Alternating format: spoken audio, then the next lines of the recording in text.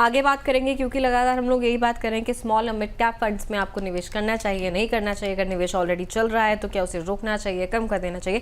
इससे पहले चर्चा आगे बढ़े, आपको टॉप 5 मिड कैप फंड्स का पिछले 5 साल का एक बार परफॉर्मेंस दिखा देते हैं, कैसा रहा है, सालाना रिटर्न एवरेज तौर पर कितना उन्होंने दिया है। देखिए आपकी स्क्रीन पर है, Motilal Oswal mid cap fund ने पिछले 5 साल में जो है एनुअल रिटर्न 36.36% का दिया है। इडलवाइज मिड कैप फंड ने 32.75%, एचडीएफसी मिड कैप फंड ने 31.82%, इसके अलावा Nippon India growth mid cap ने 31.66% और क्वांट का जो मिड कैप फंड है उसने 31.24% का पिछले 5 साल में सालाना रिटर्न दिया है। और हर्ष, स्मॉल कैप फंड्स का कैसा परफॉर्मेंस है? वही मैं सोचा दिव्या, आपके वाले ज़्यादा विनर बनेंगे या स्मॉल कैप वाले जो मिड कैप पे देखते हैं किसके ज़्यादा रिटर्न बेहतर है।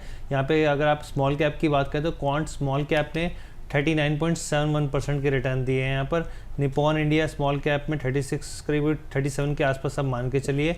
बंधन स्मॉल कैप फंड है 36% का रिटर्न है। एचएसबीसी स्मॉल कैप फंड है 34% पर करीब 35% मान के चलिए। तो तमाम आपके सामने देखिए टाटा स्मॉल कैप है जो 34.5% के रिटर्न दिए। यानी कि पिछले 5 साल में एक एवरेज भी आप निकाल के चलें तो 30 से ज़्यादा जो परसेंट है यहाँ पर रिटर्न निवेशकों को कमाया है। और शायद यही वजह है कि जो इतनी बुलिशनेस, दीवानगी जो है वो मिड कैप और स्मॉल कैप में साफ तौर पे दिखती है। बिल्कुल, और एक बार ओवरऑल देख लेते हैं कि किस तरीके का प्रदर्शन मिड कैप और स्मॉल कैप फंड्स का रहा है पिछले 3 और 5 साल में, किस तरीके के रिटर्न इन्होंने दिए हैं ओवरऑल कैटेगरी ने। तो मिड कैप ने पिछले 3 साल में जो है आप देखिए एवरेज तौर पर 21.30% का सालाना रिटर्न दिया है। और 5 साल को अगर हम स्ट्रेच कर दें इसी में, तो मिड कैप ने 5 साल में 27.40% का सालाना रिटर्न दिया है। वहीं स्मॉल कैप को देखिए 3 साल में 21.94%, इसी टाइम को अगर स्ट्रेच कर दें थोड़ा सा तो 31.28% का, यानी कि 5 साल में काफ़ी बढ़िया प्रदर्शन जो है स्मॉल कैप फंड्स का रहा है। एक ये भी वजह हो सकती है कि लोगों को जो है इस पर काफ़ी ज़्यादा रुझान जा रहा है। जी बिल्कुल, और ये पूरी क्लैरिटी देखिए आपने समझ ली मिड कैप और स्मॉल कैप फंड्स को लेकर। यहाँ पर अब मेरा सवाल सर आपसे ये है, क्योंकि देखिए तमाम दिग्गज जो एक्सपर्ट्स आते हैं हमारे साथ जुड़ते हैं और हम लोग आपसे चर्चा करते हैं यहाँ पर, तो ये सलाह तो हमेशा होती है कि भाई ठीक है कि आपको सिप नहीं रोकनी है, लेकिन जिस तरीके से ओवर वैल्यूएशन की स्थिति यहाँ पर दिख रही है यहाँ पर, तो ऐसे में जो अगर कोई स्मॉल कैप या फिर यहाँ पे मिड कैप में निवेश करना चाहता है तो किस तरीके की रणनीति अपनाएं यहाँ पर कि रिटर्न भी बन जाए और खतरा भी कम हो जाए? देखिए हर्ष, अ वेरी इंपॉर्टेंट क्वेश्चन, और इस क्वेश्चन के माध्यम से जो भी आप पोर्टफोलियोज हम लोगों ने डिस्कस किए हैं पास्ट में और जो हम फ्यूचरिस्टिकली हम जो करेंगे भी, इससे ये इस क्वेश्चन का जो जवाब होगा ये क्लियरली दर्शाएगा कि पोर्टफोलियो डिजाइनिंग एक आर्ट होता है।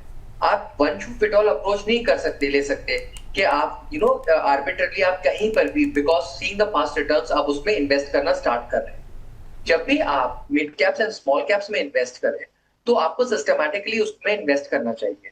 दैट मींस या तो आप सिस्टमैटिक इन्वेस्टमेंट प्लान के थ्रू, जिसको हम एसआईपीज कहते हैं, वो आप mid cap and small cap में एंटर करने के लिए उस तरीके को इस्तेमाल कर सकते हैं, या ऑन द कॉन्ट्ररी आप एसटीपीज जिसको बोलते हैं, जहां पैसा आप पहले डेट फंड में रखते हैं और धीमे धीमे करके उसको इक्विटी फंड में मूव करते हैं, उसके माध्यम से आप मूव कर सकते हैं।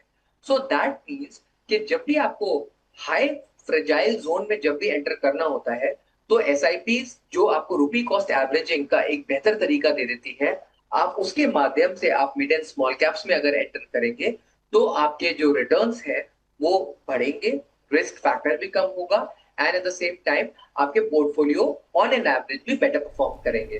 तो इन्वेस्टर्स को मैं सिर्फ यही एक सजेशन देना चाहता हूँ कि ऑन एन एवरेज एक आइडियल पोर्टफोलियो में 10 से 15% का mid and small cap composition रखना चाहिए।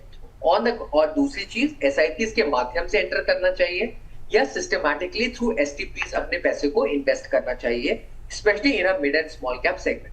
तो आप देखेंगे कि आपके पोर्टफोलियो में एक बेहतर रिटर्न होंगे और आप एंजॉय भी कर सकते हैं स्मॉल कंपनीज का जो फ्यूचरिस्टिकली लार्ज कैप बनने वाली है। तो इन्वेस्टर्स को अगेन ये चीज समझना बहुत जरूरी है दैट वो अपने ग्रीड के पीछे न भागे और उसके लिए वो एक्सेस रिटर्न्स के चक्कर में अपने लॉसेस बढ़ाए। वो एक धारणा होगी, एक गलत पोर्टफोलियो डिजाइनिंग की स्ट्रैटेजी होगी और मार्केट को पढ़ने की एक गलत तरीका, एक गलत एनालिसिस होगी।